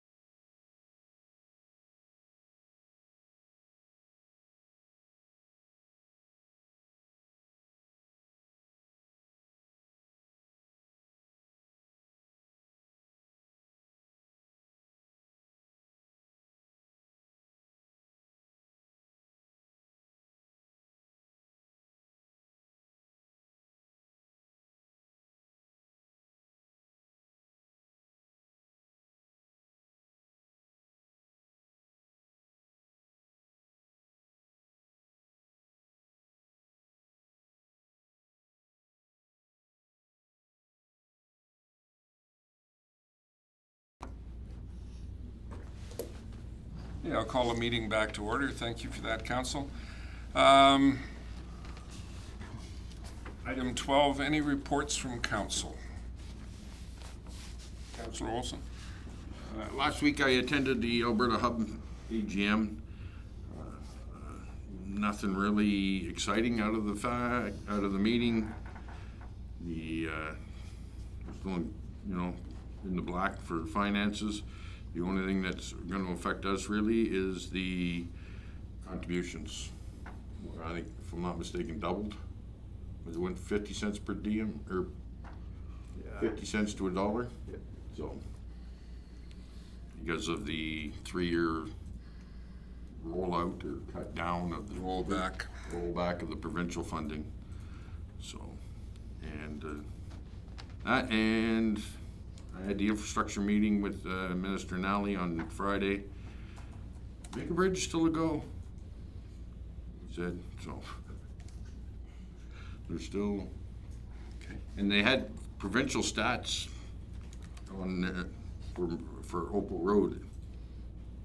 And when you look at the stats, you can sort of see why. It was like 7 accidents so far this year, and it was like no fatalities, and So, but they still want to look at it, and he said if they're doing the engineering for at 28 from the city to St. Paul, maybe we should get them to look at something that way. So, but he's hoping next year we'll see material moving out for Vinca Bridge. And that is it. Anything, Councillor Williams? I have nothing to report. Councillor Butcher? I'd just like to add that on June 25th, the Community Services Board gave us a rundown of the summer programs.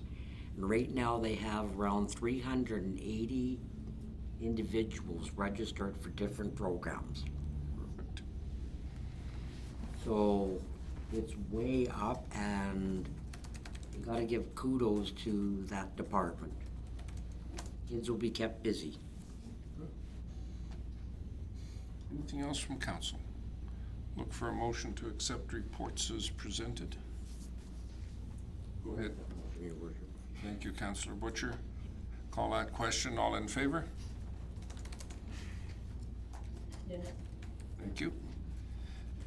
Correspondence, General 13.1, we have Discovery Days coming up. So registration for the parade on August the 16th is open now, and it closes on the 8th.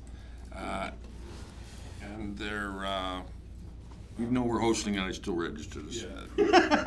their theme is Dancing Through the Decades and celebrating Redwater's 75th anniversary. So from the fabulous 50s all the way through to yesterday, you can show off your dancing prowess, or in my case, lack thereof. The registration form was there. We have another invitation from Bruderheim for their Deutschland Days and their parade entry form. AB Muni's feedback on school site ownership. As we are aware, the provincial government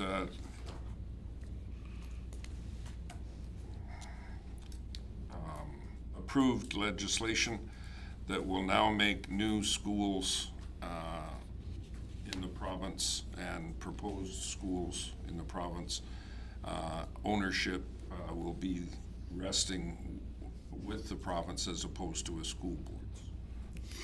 Am I missing anything super exciting on that, Mr. Van Buell? No, Mr. Mayor, that's pretty much the gist of it. It's kind of ironic that now we're looking for feedback after the bill was passed, but maybe it's just me. And one of the interesting commentaries within that correspondence is that the biggest issues, of course, are servicing and roads and sewer and water and what have you, and some sort of communication as to where the schools are going to go in the first place. Mr. Mayor, I'll give you an update. I can do this in open. So one of the proposals, or one of the ideas, I wouldn't even call it a proposal at this point in time. One of the ideas that I threw at the Sturgeon School Division was that, because they have to enter into the agreements with us, is that in our agreement, we would split the school site, the actual building site, and the playground site. So they wouldn't get one piece of property, they would get two pieces of property.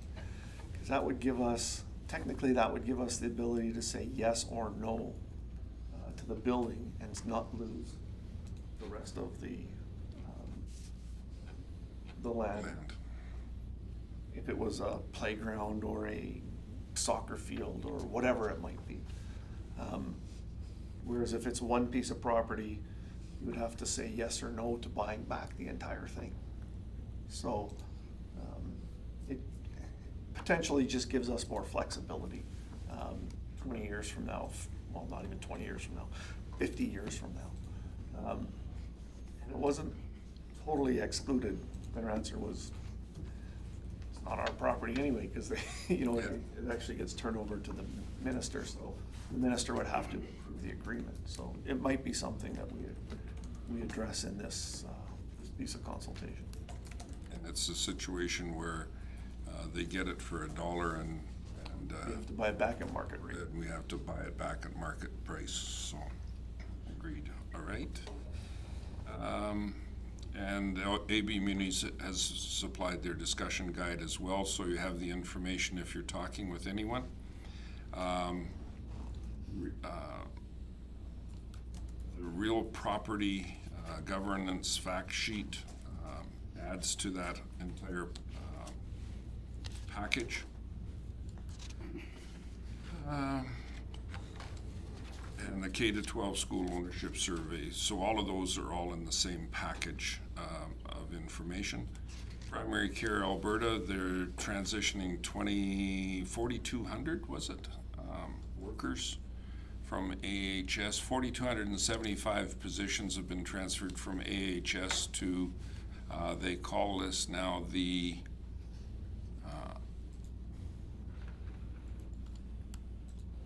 positions to the Primary Care Alberta function, and they've divided what we have always called Alberta Health into 4 internal sections within the makeup of that. So that'll be interesting to see how the different sections start to work together or work apart. The Art Society mural, we talked with this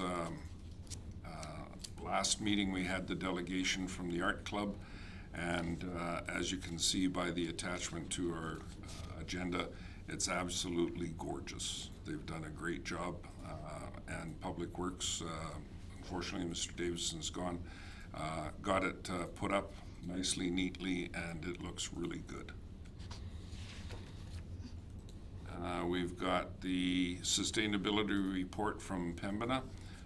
It's an interesting read. I would recommend anybody who hasn't taken a look at it yet to go through it. Transitional solutions. We heard from Chief Moore.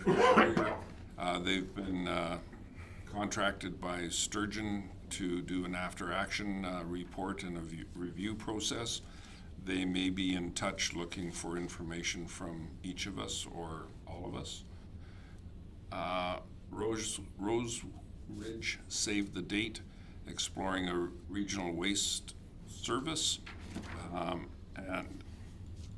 I believe that's, it's not invitational, it's for all elected officials, correct? Yes. Thank you. And that is going to be held on August the 20th from 4 to 6. And I would suggest if anybody's going that we get together and carpool and head over and see what Rose Ridge has planned. I understand it's a good plan that they've been working on for some time. Anything you want to add to that, Councillor Spicer? No, just make sure it'd really good if everybody came out and gave their feedback, because it is a big change for the region, but it could be some considerable cost savings for our residents and for their waste, and we just need the feedback and make sure that this plan is going to work for us. Good. Town of Legal saved the date for their sports center, and if I'm not mistaken, they were hoping for 2 days, October the 3rd and October the 4th. The 3rd will be the official ribbon cutting, time capsule closing, tour of the facility, and then the next day, I believe, is open to the public and all that kind of stuff. So congratulations to them for putting that together. They've worked hard and had some support at both the provincial and the federal levels, which gives the rest of us hope that perhaps there's support for us on our projects. We'll see. And then municipal affairs and their level of service engagement for fire service. And Mr. Van Buell, I know you've been working on this a lot more than I have, but I'll leave it in your hands to give us the review of the information. Oh, where do I start? So yeah, Mr. Mayor, members of council, so sometime between now and July 11th, the Municipal Affairs is looking for feedback on this idea of establishing a minimum level of service for fire service in the province. So right now, the Municipal Government Act says you may or may not have a fire. It really isn't mandated. So I'm cautious on this because it could be as simple as saying in the Municipal Government Act that you must provide fire services in your, and it could be as simple as that. Provincial one. Right, a provincial level. Well, no, we'll have a provincial fire department like the provincial police department. Or it could be as complex as the planning regulations in the. How many trucks, how many men, how many. And what's your minimum service, it could be, you have to have a response time of X or Y. Like, it can be this big or it can be, that big. And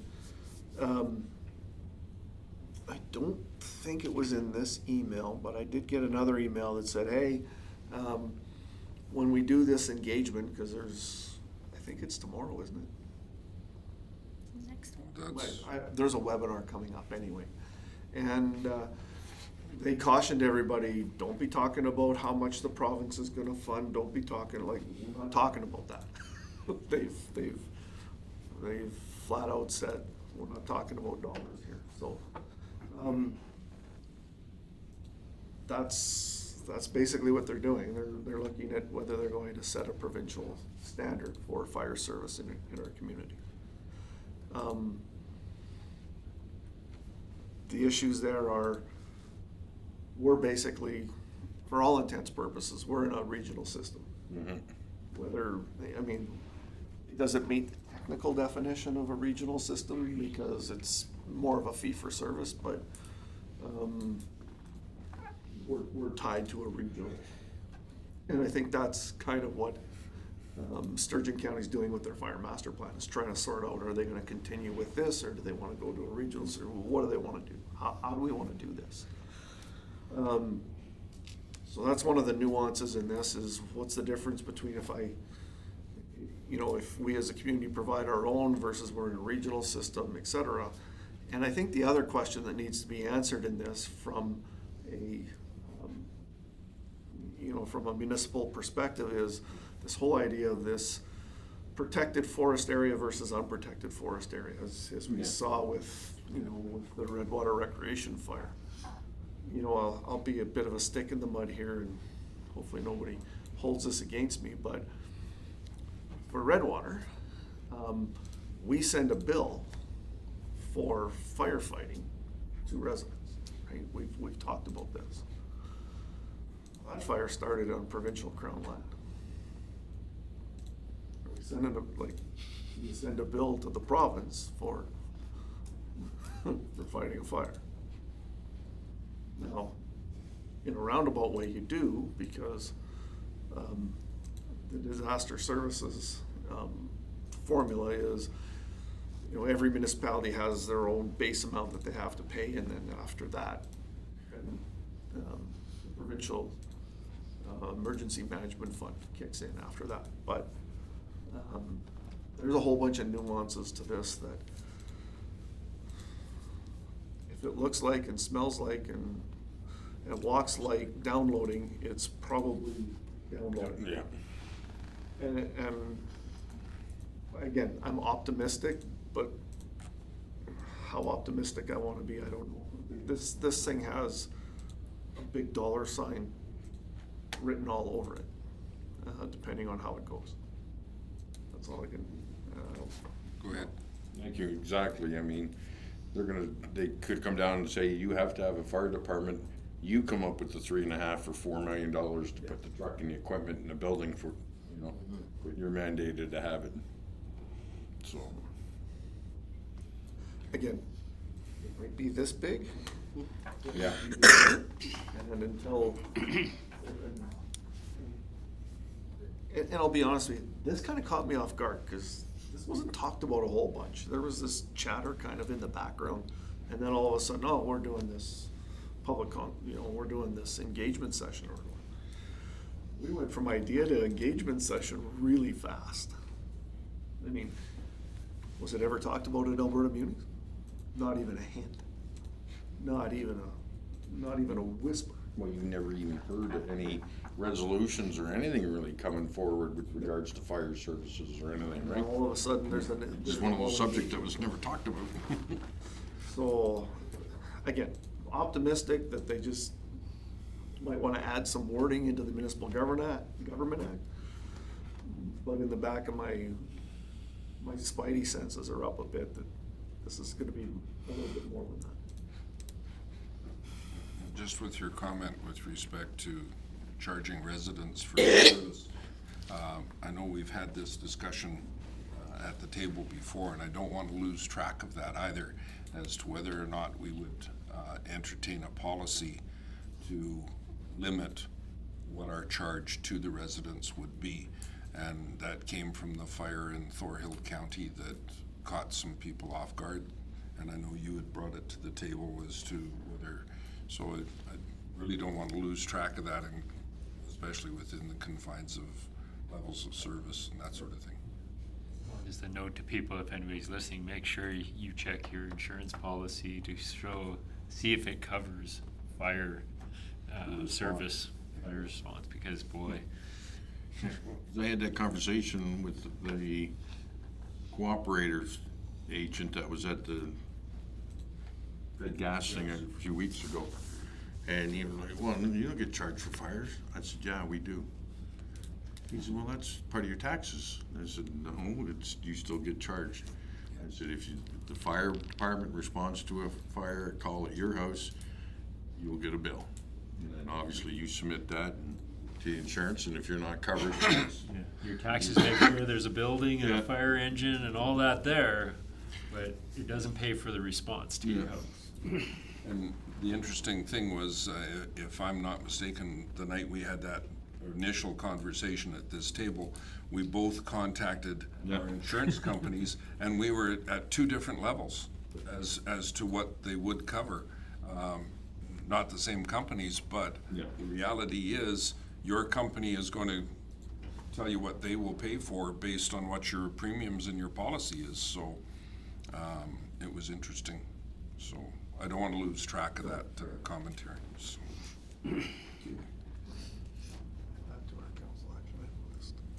All right, Councillor Olson. make the motion to accept the correspondence as presented.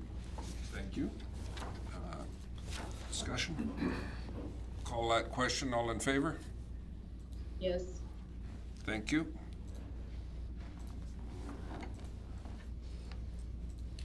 Makes a Councillor motion Cosby? to move to closed session. Thank you very much. Call that question, all in favor?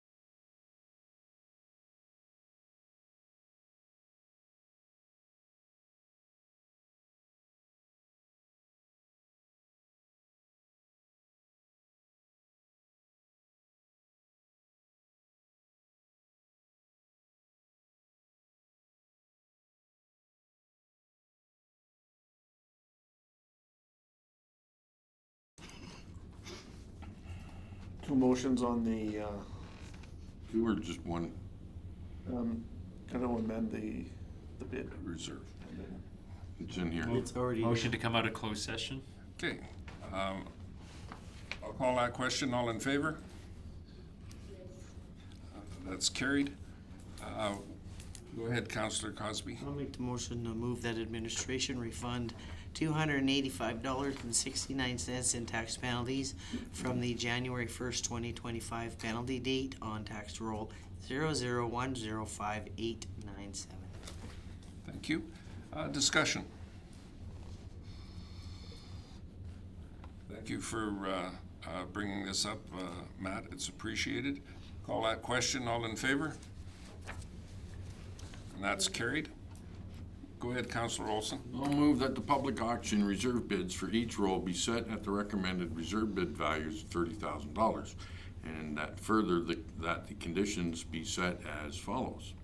Each parcel will be offered for sale, subject to a reserve bid, and at the reservations and conditions contained in the existing certificate of title. The land is being offered for sale on an as-is, where-is basis, and that the town of Redwater makes no representations that gives no warranty whatsoever as to the accuracy of services, soil condition, land use districting, building and development conditions, absence or presence of environmental contamination, or the developability of the subject land for any intended use by the purchaser. No bid will be accepted where the bidder attempts to attach conditions present to the sale of any parcel. No terms and conditions of the sale will be considered other than those specified by the town. No further information is available at the auction regarding the land to be sold. The town of Redwater may become the owner of any parcel of land that is not sold at a public auction immediately after the public auction. The terms are cash or certified check, and the redemption may be effective by payment of all arrears, taxes, and costs at the time prior to the sale. Thank you. Discussion? Just some clarity, if I could, please, Mr. Van Buell. That third last point there. The town of Redwater may become the owner of any parcel of land that is not sold at the public auction immediately after the public auction? That's correct. So right after the public auction, if it's not sold, we can start the process to become, and that's why it says may. We may start the process to become the owner of the land. Okay, my concern was that it says any parcel of land. So does that mean you can come and get my parcel? Only if it's been at the public auction.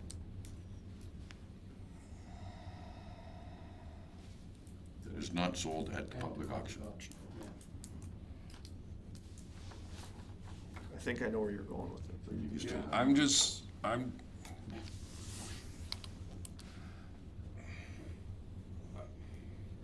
just saying that if